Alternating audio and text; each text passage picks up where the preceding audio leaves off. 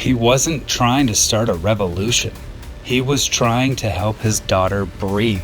She was born without the instinct to breathe, 24-hour nursing, and she was ventilator dependent. Before red light therapy was trendy, he was alone in a garage, chasing tech no one believed in.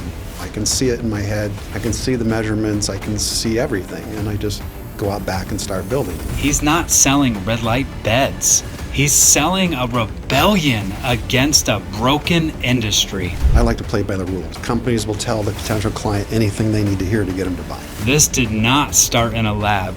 It started with a daughter, a hospital room, and a father who refused to settle. Welcome to the Hatch Point. Today I'm sitting down with a man who's not just building machines, he's building momentum for a new kind of healing. Micheal Londo, the founder of Body Balance Systems, has turned a childhood love of tinkering into red light therapy movement that's changing lives. If you've ever questioned the medical model or wondered what's really behind the red light therapy, this episode is for you. Let's dive into healing tech, sacred design, and why now is the time to build clinics that care. Micheal, thanks for joining us. Thank you. So I just wanted to start something I've seen a common theme in some of your guys' content, and when I had a chance to talk to some of your people. The medical industry has been regulated by profits, and they don't care about curing people. Correct. So what do you think the biggest way you see red light therapy helping shift this current sick care model into a true healing model? Well, red light therapy is good for pain relief, muscle recovery. As we talked about, there's many things that it's good for that I can't really talk about. I honestly don't know how to answer your question. What if we were to speak to the aspects in all red light therapy, what it can do to a body when used correctly, and we're just speaking to the tech of red light? Red light is an amazing product. It helps with a lot of different things. As you may or may not know, it was developed by NASA for use on the astronauts. It's probably one side effect was weight loss. But red light is it's an amazing product. We've seen a lot of great results with clients of our clients. We get a lot of feedback, how much it's helped people. Help people with, major back issues or leg issues or joint issues and things like that, which is great. I mean, makes the business rewarding, knowing that we're helping people. I'm maybe one of those few people that, I don't know, I'm in it to help people. Yeah, it's great to make a living and enjoy life a little bit, but that's my main focus is the helping people, and I don't know why. It's just kind of my thing, I guess. Where do you think that PCU started and came from? Probably back when my daughter was born. Mm-hmm. She was born without the instinct to breathe, basically. So she spent her first 6 months in the hospital, came home. We basically had a mini ICU, 24-hour nursing, and she was ventilator dependent. Wow. And that was life. But going through all that, I saw so many things that were so poorly designed. It's like, obviously, the guy that designed this, or woman that designed it, never had to use it and didn't know what it was being used for. They just designed something they were told to design. So I made a lot of things just to make our life easier. And then it progressed into her mom and I both felt it was a big deal. We wanted her life to be as normal as possible, and that meant taking her out of the house a lot. Take her out of the house was her and 120 pounds worth of equipment. Wow. So we would buy twin strollers. Twin strollers weren't engineered for that kind of weight. So they would only last, 2-3 months, and then we'd have to buy another one. And I got tired of buying those, so that's when I developed my own. It was like a jogging stroller, but it had no rear axle, and it allowed a space down underneath for all the equipment to be stored. So, using that, taking to the doctors and hospitals and all that kind of stuff, I kept getting, oh my gosh, that's amazing. You need to build those and sell them. And it was a few years later when I started a business to do that. Then I went through a divorce, so I just closed the business so we didn't have to fight over it. But during that time when I was developing the company, I met a guy that was going to help me with sales. He called me a few years later, and he had cancer, and he was battling it naturally, and he beat it.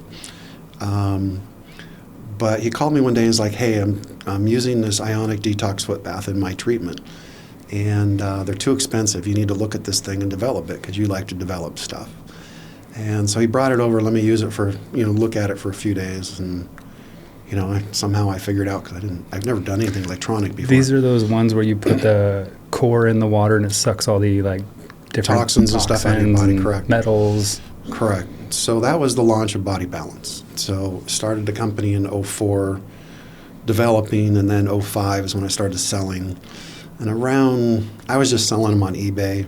Wasn't taking it too serious. And around October, November, I'd like, okay, maybe this is, could be a pretty good business. So I built a website and we just exploded. 06 was nothing but trying to keep up with materials to fill orders. That's a good problem. Yeah, it was a great problem. So, but then, then we got into, when was that, 09, 10, whenever that was, when the banks were crashing and all that kind of stuff. That's when I learned that our customers had a lot of faith in us. They trusted us. They liked our products.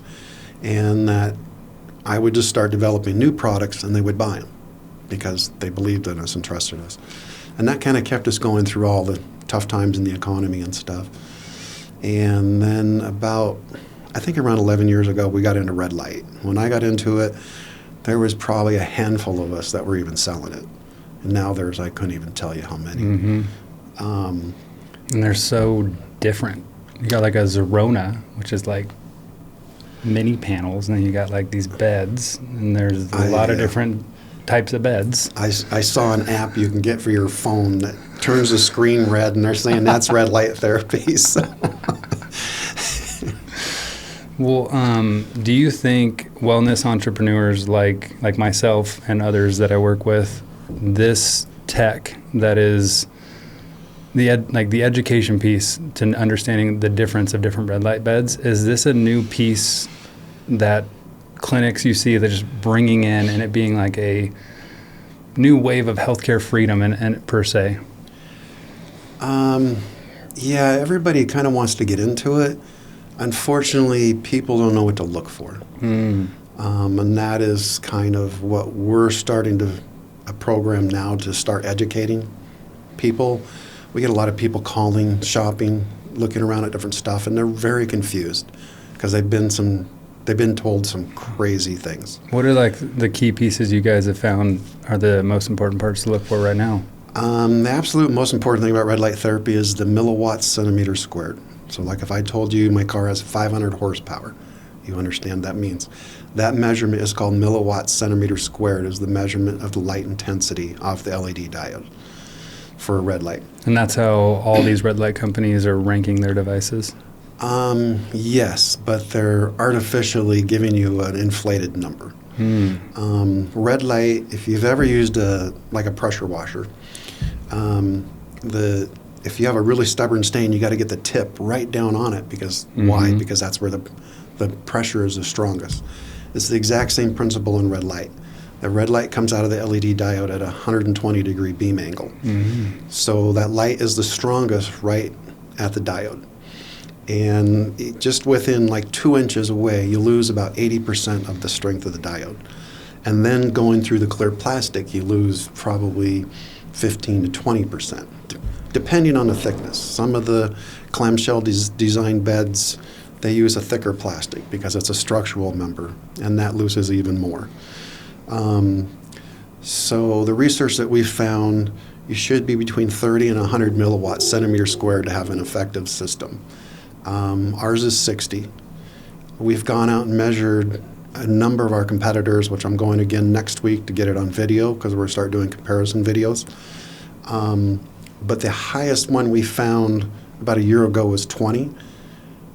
Basically, everybody else was in the very low teens and mostly single digits. How are they, when they test these, is there any requirements? No. Well, technically there is, and that is the importance of working with a company that is FDA registered.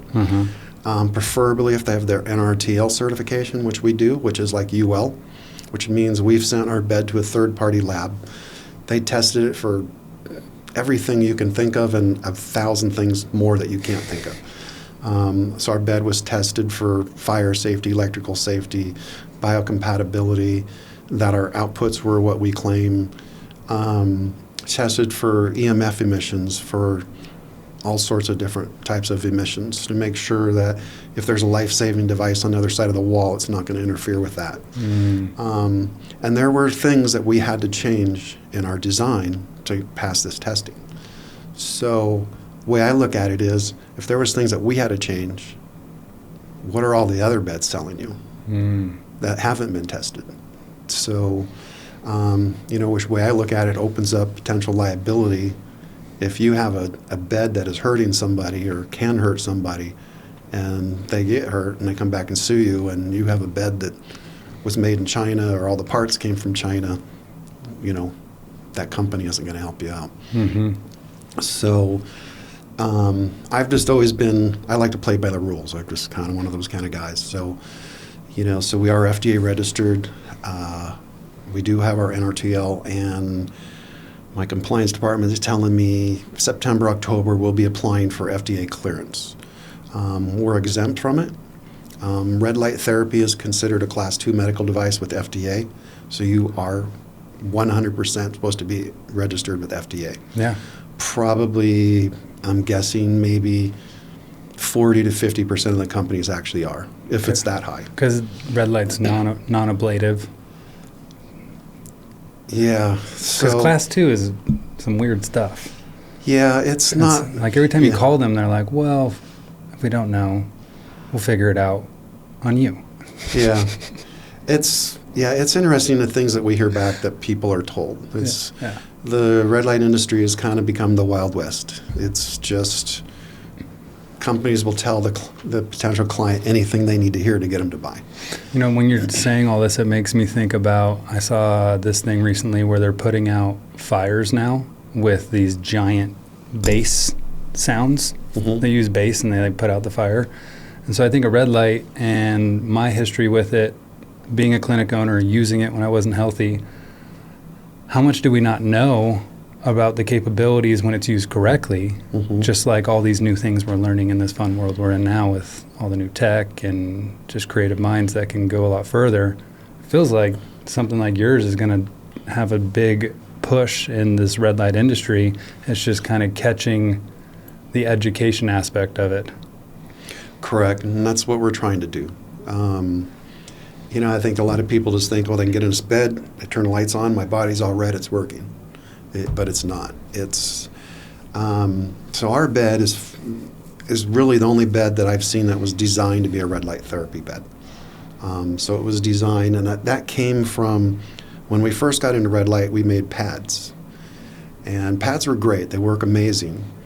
But the problem is the reliability, because you're taking an electronic device, wrapping it around the body all day long, unwrapping it around the body, laying on it, all of that. And no matter how careful you are, you're always going to have failures, wire breakage and things like that.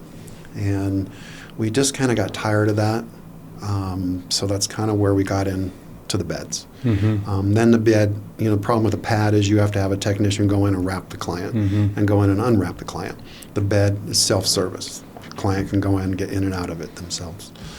So is that part of your guys' marketing? Like you put this in? Well, now pretty much, all the beds are beds, so they're all pretty much self-service. But the problem is all these beds are using the clamshell design, which was great, or the tanning bed design, which was great for tanning, but it's terrible for red light, simply because of the distance from the light to the body. Yeah, like in Utah we have beaches tanning, and you stand in that thing and it's like shaking, but it's like this far away. Yeah. It's just, so it's like we have two different special meters for measuring the light intensity. So what we've seen is we have all these competitors that are marketing they're 100, 150, 100 or 125, 150. There's actually one that advertises that they're 950. That would burn you. 150 would burn you. So, or leave little red dots all over. But what we've kind of really discovered is going out and measuring their beds and like, okay, well, there's a huge, massive difference from what they say they are versus what they are. So what we feel they're doing is they're measuring on top of the bare diode, which we can get a very high reading if we measure on top of our bare diode. But then by the time you put the clear plastic on it, that drops it. You put the thickness of the clear plastic that they use, it drops it drastically. Then you start adding any distance, and the closest that I've seen diodes in any laydown clamshell design was about 2 inches below the clear, is where the diode was. And in that 2 inches, they're already losing about 80% of the light intensity. Wow. So that's just kind of one of the big aspects of red light that just people don't know about, and they're not being told. So your guys' red light bed is nothing like anyone else's bed. Correct. So you were speaking to your daughter was a huge instigator in you tinkering into this part of tinkering. Correct. When was like the initial, we'll say, hatch point or the birthing where you knew the moment that Body Balance Systems was truly going to become like your mission with red light beds? Kind of in like 06, really, when we really took off. I had a few people, in fact, the woman that bought our very first detox system from me, she became my third distributor, but I had a number of people that bought one to use for themselves and then called me up like, this thing's amazing, I want to sell these. So we had a number of great distributors. And they kind of come and go. We still have a few that have been with us almost the whole time we've been open, but still selling the detox stuff. But I think it was just, I didn't really think about that I was helping people in the very beginning until probably mid-06, when then I started getting people, like these people calling, hey, we want to sell these. These are amazing. It helped me do that, help me with this. But probably the biggest thing was I had a woman call, and she had Lyme's disease. And she called, she was in a panic. She goes, I thought I had an extra water module in the cabinet, but I don't. And she goes, this, using your system is the only thing that keeps my Lyme disease symptoms away.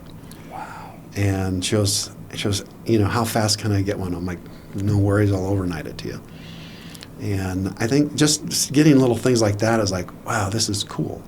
It's like I'm helping people, That part of the healthcare system, Lyme disease, all these crazy things that the doctors are like, we don't know. We don't even know. Go see this guy. Go see this guy. And then you got to go see some naturopathic, and they're like, oh, it's this from some test that's not even at the hospital. Feels like most of medicine where the biggest problems are being solved is in that area. And it seems like your red light bed is a big... I personally got Lyme disease 2017, and it wrecked my life, man. Like I couldn't get out of bed for 2 years. Like I thought I was going to die. And I used red light, not your red light, and a lot of other modalities. And when you're in it, you'll do whatever it takes to figure out how to get out of it. And so I can see why when someone wanted that and you get to help them and their life changes, that would be a ton of purpose around that. Yeah.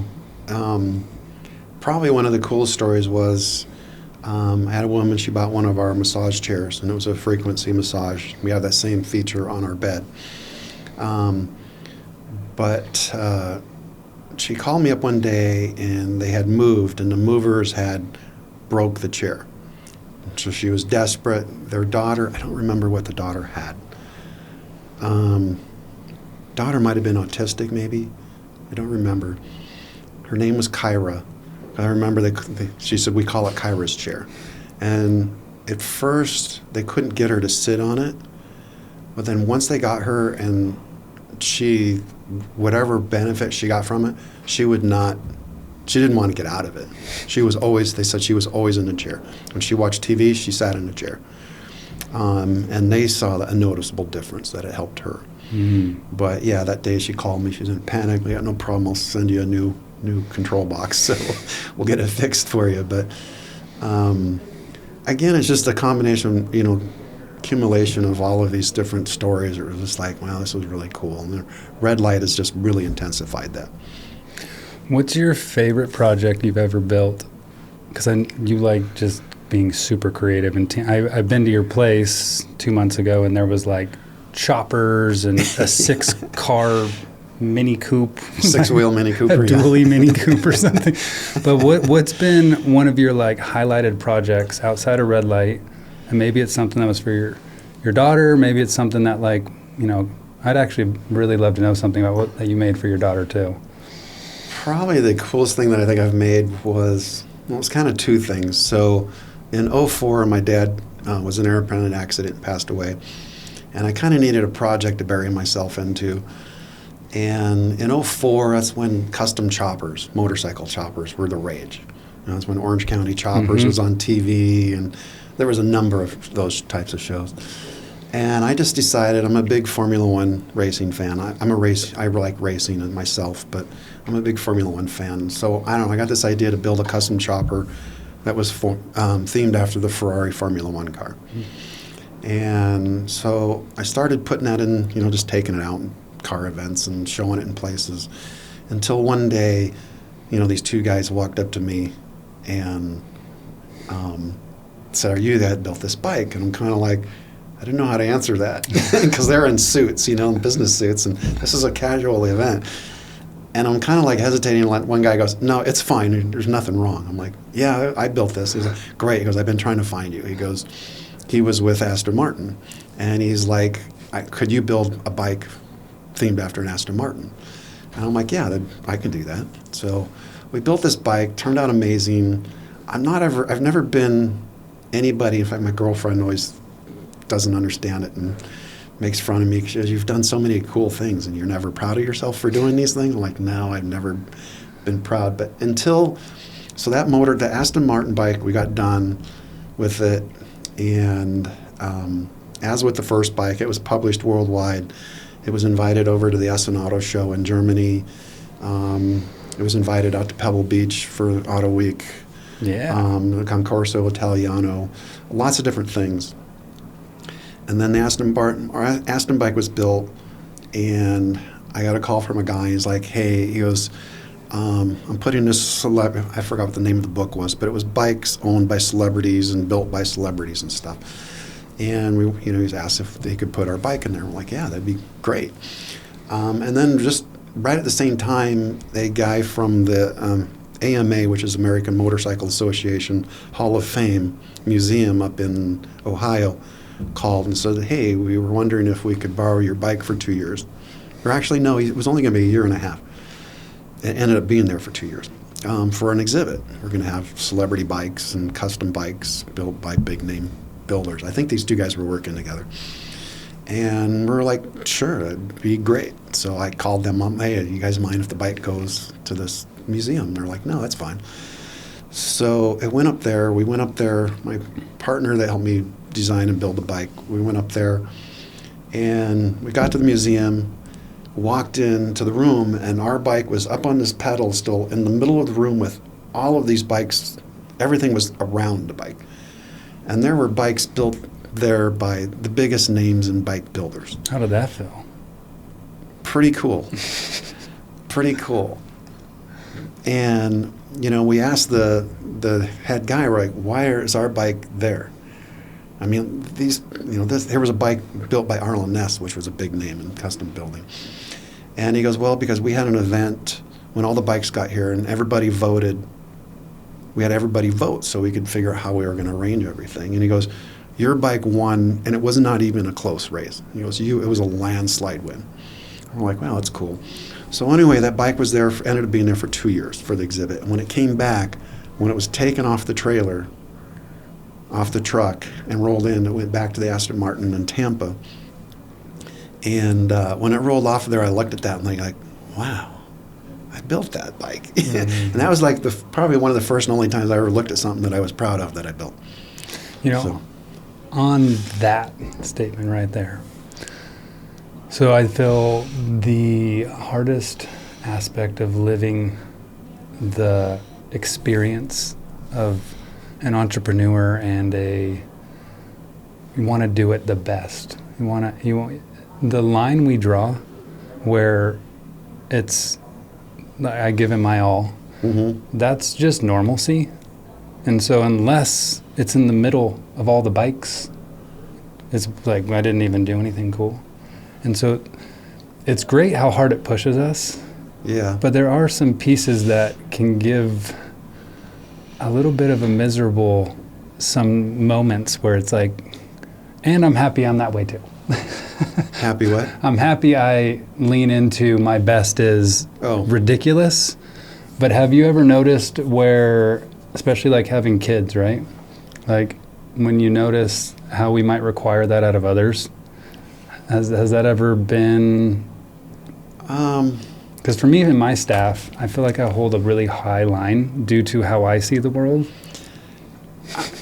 I kind of to a point, maybe. I mean, at times, I think because, I don't know, it's like when we first started working on all our FDA stuff, we hired this consultant, and he came in, and one of the first things he asked me is like, I would like to see the plans for the bed. I'm like, I don't have any plans. He goes, well, how did you build it? I'm like, I don't know. I can see it in my head. I can see the measurements. I can see everything. And I just go out back and start building it. And he's like, how can you do that? I'm like, I don't know. It's just, I've always been that way. So, now I forgot what your question was. Just around that, like, nothing's good enough and only the ultimate best is enough. How do you handle running a team with that personal perspective? Oh, yeah. See, that's what I was going to say is at times, I'm better now, but there's been many times in my life where I was like, I tell somebody, hey, I'll just go do this and flip it that way and screw it in that, and like, I'm like, oh, I can't do that. What do you mean you can't do that? It's easy. You just, so then it's kind of when I realize, okay, it's easy for me, but it's not easy for everybody else. And then it's just like right now I'm in a place with my business that running a business I'm not good at. I like to be out back building stuff. And so we just hired a new COO that just started last week. So I'm excited about that because that's going to get me in back where I'd like to be. But it's just kind of, I think as you go with I've got a great group of employees. They're awesome. And I think it's just as time goes, you kind of start to learn what their specialties are and what they're good at. And it just kind of, and then you just kind of place them where it, best helps the company. There's definitely an evolution of acquiring what is required in each season. And like whatever I did 3 years ago is a little bit different now for the staffing. Yeah. Well, you brought up NASA developed red light therapy, and it was used on astronauts. So what are some of the most exciting, like clinical real-world results that you've seen from your guys' bed? Some of that I can't answer, unfortunately. A lot of that, actually. Can we speak to a more global perspective on red light? Like, what is the global benefits of any red light bed, especially if it was closer? All red light does the same thing. I mean, there's nobody's bed that will do weight loss and another one doesn't. Nobody's bed will do muscle or pain relief and the other ones don't, or muscle recovery, or they all do the exact same thing.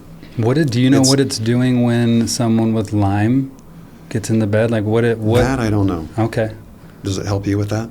I used it limited. I think a lot of my stuff it might have been paired with that, but it was a lot of IV therapy, blood cleaning. I removed 2 root canals. The 2 root canals, within 2.5 months, I was like 90% better. Oh, wow. They were like poisoning me, I believe. No medical confirmation on that. Well, 2 + 2 equals 4. So. But, I think it's just, so all red light does the same thing. It's obviously just the mousetrap that you're getting it out of. Who's built the better mousetrap. But, yeah, red light, I mean, it helps a lot of people, just like what I said earlier. It's, pain relief, muscle recovery. A lot of people, I have a great friend that we were doing like a non-clinical study, and he volunteered for that and came in because he was having some major lower back issues, which he'd had for years. He came in and used the bed, I think around 10 times, and to this day his back's been fine. And he's done nothing else. Wow. So you guys have that testimonial on your website? You need to. We do, yeah.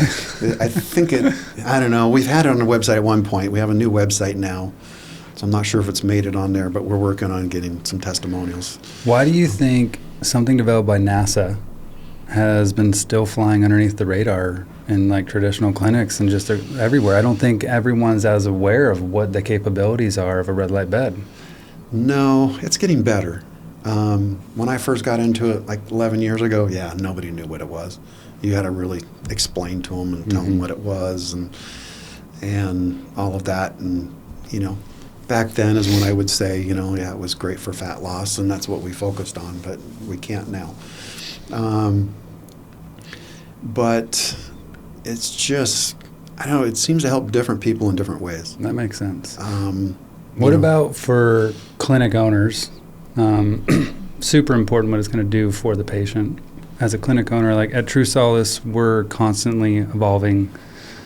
I've tried really hard to not be chasing trends and test the things that we're doing and make sure we're not just trying to do what everyone else is doing. Mm-hmm.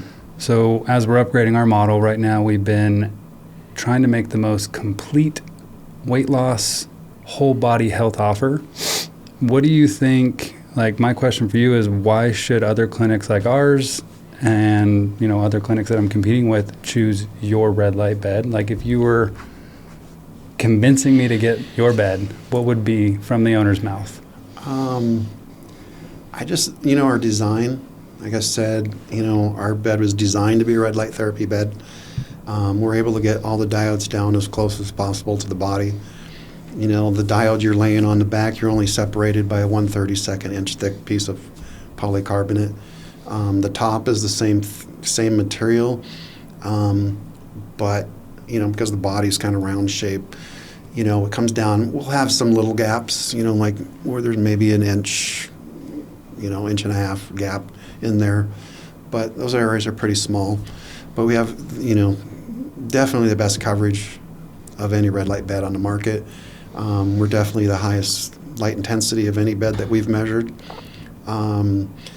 Our bed is like in a zero gravity design, so it's much easier to get in and out of. The clamshell design, some of them, the bottom is concave, and it's harder for overweight, people in pain to get in and out, to roll themselves over that high side of the bed. We actually, about a year and a half ago, sold a bed to a woman. She was out trying beds in her city where she lived to try and pick one out. And she told me that she tried a bed that was really concave and she couldn't get out of it, and she had to slide out the end of it. And she says, there's no way I'm going to buy something that I'm going to worry about my clients having to do that.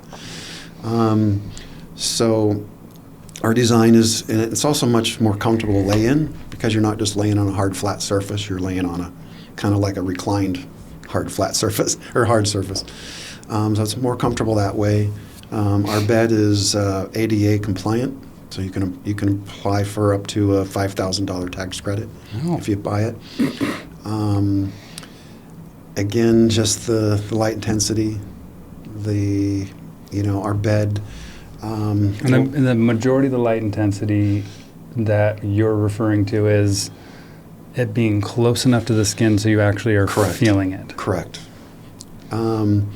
Because, like if on top of our plastic we put our meter, we can get a reading of 60, the high reading. There'll always be little variances depending on where that diode's in the circuit and stuff, but 60 is the high point.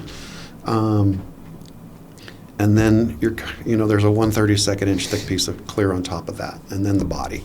So all of the measurements that we've reported have always been on top of that clear plastic, whereas our competitors, we feel they're measuring on top of their bare diode. As per FDA, because actually in our last FDA inspection, our inspector, it's about a 3-day process when they come out to you. But he came in one morning and said, okay, I noticed on your website you say you're 60 milliwatt centimeter squared. He goes, is every bed measured for that before it ships? And we're like, no. He goes, well, how do you know that's what they are? And we're like, we know that's what they are because of where our voltage is set at. And he's like, okay, I can understand that. He goes, but you need to measure them.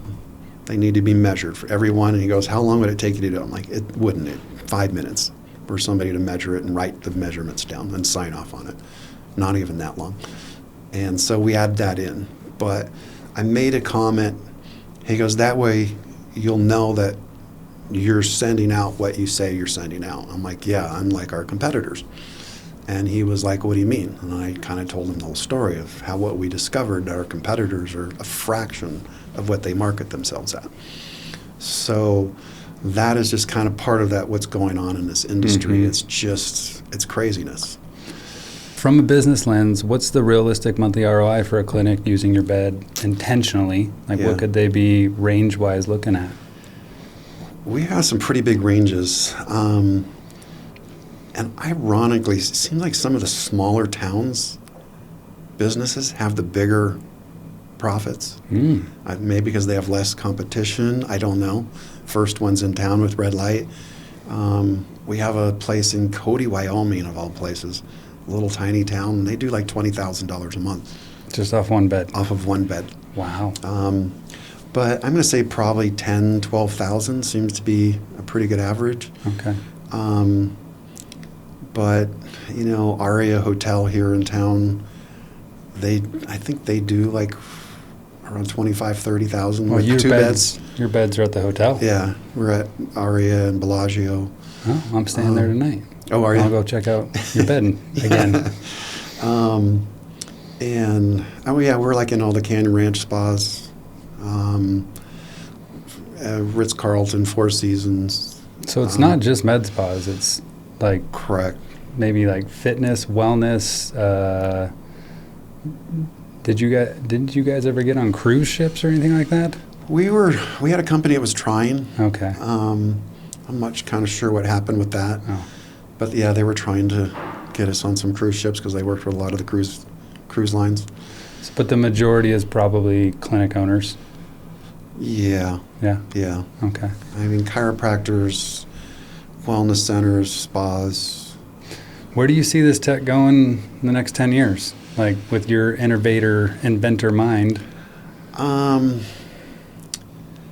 That's kind of because we're compliant with FDA, it makes it hard to make changes on the fly. Or kind of any changes, especially with the NRTL, any kind of the smallest little slight change, we have to notify the sanctioning body that gives us our NRTL certification or certificate. But so right now, as far as red light beds, I'm pretty happy with the 3 that we have. I have some early concepts for maybe another bed. It's just kind of a compliance thing. I don't know if it's everything that I want to put into it, compliance-wise with FDA, I'm going to be able to do. So things are changing right now too. Yeah, it'd be really fun if we could do what's best for the patients and not just what makes the most money in this industry. That would be amazing. Yeah. I have a final question for you. Okay. I'm a father. I have 2 daughters. How big of an impact did your daughter play in the creation of creating this company? Well, it was very big. I mean, it was just kind of through some of the events that I went through with her is what led me, to developing things to make life easier with her, which led me to meeting a guy who introduced me into our first product we started selling, and then off we've gone from there. Because listening, what it feels like is exactly what you just said, and serving, which I can relate, like my most favorite people on the planet, my kids, and just leaning into this like deep love of service, and then taking that understanding, learning, polishing, and sharing it with the whole world is what it looks like from the outside looking in. Yeah, I mean, it's been great. My daughter works with me full time. My son worked with me for a few years, and then he wanted to go back into the Army, so he went back in. But yeah, I don't know. I mean, it's been a great experience. Yeah. It's just, you know, especially having them work with me. You know, I'm lucky enough now I have 3 grandkids, and those are way better than kids. But you get to enjoy them and then send them home. Yeah. But, I go fly out to see them now, but because they're not here anymore. But, no, even with my grandkids, you know, there's been kind of little things that, you know, I've kind of helped promote them to think about starting their own little business, whether it's, you know, good or successful. It's not important. It's getting them in that frame of mind and like, oh, well, I can make money if I do this. So they're all pretty young. My grandson's the oldest. He's 10. He, probably about a year and a half, maybe 2 years ago, somewhere around there, he got 104 on a spelling test because he got the 2 extra credit words. And I made the mistake of calling him up like, hey, I'm proud of you. I'm going to send you $25 as a reward for getting 104. Well, guess what? The next Friday, I get a text message. Papa, I got another 104. So off we went. Probably about 3 weeks a month, I was sending him $25. But he was using some of that money because I had bought him a rock polisher for Christmas that he wanted. So he was using some of that money to buy rocks to polish that he was selling. So it didn't last very long, but it's those little savory moments they get to remember inside of them. Yes. Yeah. So then I have a really good friend, actually the guy that helped me design the Aston Martin bike. He's like a huge video game designer, widely known. Was working for this company in Seattle now. They're developing this game, and I got my grandson to be a tester for them. But when we went back to this house, because when I go there, we always stay like in an Airbnb somewhere. But we took him back to the house, and he tried to load the game onto his computer, and it wouldn't load because his computer wasn't good enough. So I bought him a gaming computer, which now that has spun into, at 10 years old, this little kid's developing his own video game. And it's like my son was telling me one day, went into and told him, hey, you know, dinner's ready. He's like, Dad, leave me alone. I have some bad code I'm trying to find. I'm just like, I don't even know where code is yet, you know. So, you know, I kind of looked at that, okay, awesome. You know, I gave him a tool to help him, you know, start doing that. And that was, you know, my dad, he was not somebody who, you know, we never got spoiled. He was very strict and other things, but, you know, he wouldn't really buy us toys. But he would get us about anything we needed to build something. And so for me, I mean, I you know, my whole entire life I can remember just building little things. Thanks, Dad. So, yeah, so kind of that. But, you know, I am also fortunate my dad's side and my mom's side of the family were both very kind of creative, you know, people and building things and designing and developing and stuff. So kind of runs in the family, I guess. Well, you got lucky. Yeah. Well, this has been amazing just learning more about your guys' red light beds and about you, Michael. Thank you. And we're talking with you guys right now and looking at a bed. We're deciding on which one to buy, and we haven't found one better than yours. And then how to incorporate that into our memberships, packages, and all that. Mm-hmm. And I'm excited to figure all that out. But this is the type of conversation that stays with us, and this is like builders in the industry that truly care. So if you're a clinic owner, a wellness practitioner, or someone dreaming of deeper healing, check out what Michael and Body Balance Systems team are building. We'll put a link of everything you guys need to know below. And if this episode sparks something in you, subscribe, send it to someone, and let's keep building sacred spaces that heal. Until next time, I'm Jared Hatch, and this is The Hatch Point.